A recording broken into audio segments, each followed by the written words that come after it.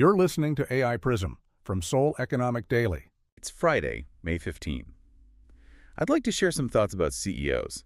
Like, imagine looking at 100 trillion won, which is about 68 billion USD, total loss projection, just because of an unresolved spreadsheet formula regarding employee bonuses. Yeah, that is a massive scale to deal with. Right. So today on this deep dive, we are pulling from internal memos, town hall transcripts, and structural shifts to really map out the strategic terrain executives managing Korean operations are navigating for summer 2026. And, the recurring theme you'll notice in these sources is finding creative workarounds to incredibly rigid systems. Exactly.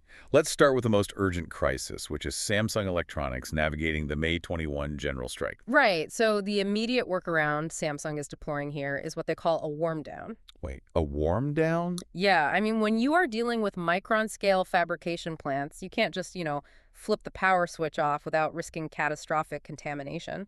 So a warm down systematically lowers output while keeping the facilities fully operational. So it's like safely putting a nuclear reactor into standby mode rather than just yanking the power cord. That's exactly it. And the entire dispute really hinges on the OPI bonus, which is Samsung's divisional profit-sharing scheme. Right. The union is demanding transparency in how that payout is actually calculated, and they want the existing caps removed. The Central Labor Relations Commission is stepping in to mediate, but the underlying friction is definitely still there. It is. And hanging over all of this is the Essential Operations Law, where the government can actually force minimum production in national strategic industries. Yeah, it's a very gray area Samsung is navigating right now. Wow. So if you are managing operations at another cable, one of Korea's massive family-run conglomerates, you are watching this OPI dispute like a hawk. How Samsung resolves this transparency demand basically dictates the wage negotiation playbook across the entire industry. Oh, absolutely. And, that same need to reset the operational baseline is happening over at Hyundai Motor Group. Chairman Chung just held a major town hall. Right, I saw that. Yeah, and because of the top-down cable structure, his directives cascade across auto, steel, and robotics. He outlined an autonomous driving strategy prioritizing safety over speed and admitted their humanoid robotics are strictly in a trial and error phase. But his most notable pivot was publicly stating that Chinese competitors are moving much faster than Hyundai, right? Yeah, he put it right out there. I have to ask about the strategy behind that admission. I mean, as a top executive, publicly declaring a rival is beating you on speed seems risky. Is that genuine humility or like a calculated shock to the system for his own engineers? Oh, it is entirely calculated to shock the system. Treating China as a technological peer rather than just a secondary threat, it strips away any legacy hubris. Makes sense. Right. It forces his executives to build their R&D timelines against the actual pace of the market. And that acknowledgement of China's technological velocity feeds right into the geopolitical maneuverings we are seeing from the U.S. China summit in Beijing. Yeah, this is where we see the 5B versus 3T framework play out. The U.S. brings Boeing, beef, beans, boards of trade, and boards of investment to the table. Right, and China counters with Taiwan, tariffs, and technology. Exactly. But beyond the 30 billion USD in mutual tariff reductions, the critical mechanism for our listeners is the U.S. approving Nvidia H200 chip sales to Chinese tech giants. And that is a huge deal. That approval fundamentally shifts the operational reality for Korean executives.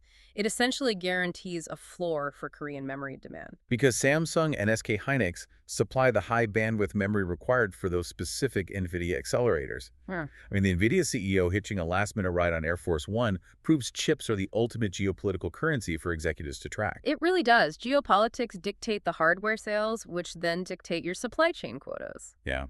And speaking of state power dictating operations, the Korean government is actively restructuring its nuclear export command to eliminate internal friction. Right. Historically, you had KEPCO, which is the state-owned utility, and its operating subsidiary, KHNP, independently pursuing global contracts. So basically, it was like two salespeople from the same company undercutting each other on the exact same pitch. That is exactly what it was. But the workaround here is total centralization. Through the proposed Nuclear Export Promotion Act, the Ministry of Trade, Industry, and Energy is taking direct control. Wow, so negotiations for markets like the U.S., the Czech Republic, and Vietnam will be strictly unified under KEPCO. Yeah, so if you are a private sector supply chain company, Your counterparty is no longer a fractured utility. You are effectively negotiating directly with the Korean state. Right. But while the state monopolizes nuclear exports to solve one problem, local tech executives are having to architect incredibly complex M&A deals just to bypass state regulations. Kakao Mobility is a perfect example of this. Yeah, it really is. So TPG wants to exit its stake, and Uber is exploring an acquisition. But the roadblock here is the Korea Exchange's dual listing prohibition. And that prevents parent companies from listing their subsidiaries to stop minority shareholder dilution, right? Exactly. So they are engaging in what is essentially regulatory arbitrage. Uber buys the stake to facilitate a U.S. listing for Kakao Mobility.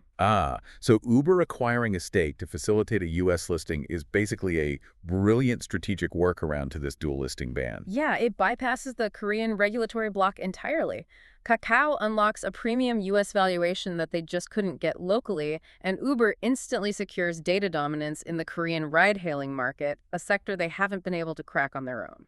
It's buying the house just to get the furniture, because the local exchange won't let you sell the furniture out the front door. That is a great way to put it. Which brings us to the core question you need to ask yourself as you review your own strategy for the second half of 2026. Let's hear it.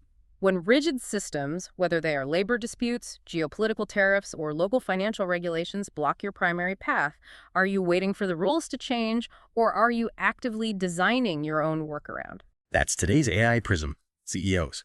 This episode was produced with AI assistance based on Seoul Economic Daily reporting and reviewed by a human editor. AI PRISM is a One IFR award-winning series. We'll be back tomorrow. You've been listening to AI PRISM from Seoul Economic Daily.